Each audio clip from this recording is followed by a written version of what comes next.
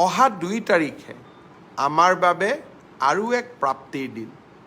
ৰাজ্যৰ শিক্ষামন্ত্ৰী হৈ থকা অৱস্থাত সৰ্বশিক্ষা অভিযানত আমি বহুত শিক্ষকৰ নিযুক্তি দিছিলোঁ।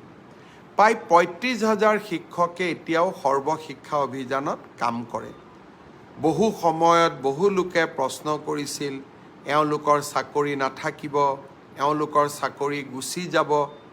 2011-12 চনৰ পৰাই এনেকুৱা বিতৰ্কই আমাৰ সমাজ জীৱনখনক আক্ৰান্ত কৰি আহিছিলে।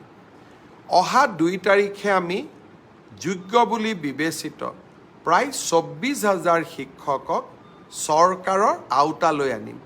অৰ্থাৎ এওঁলোক এতিয়াৰ পৰা চৰকাৰী শিক্ষক হ'ব।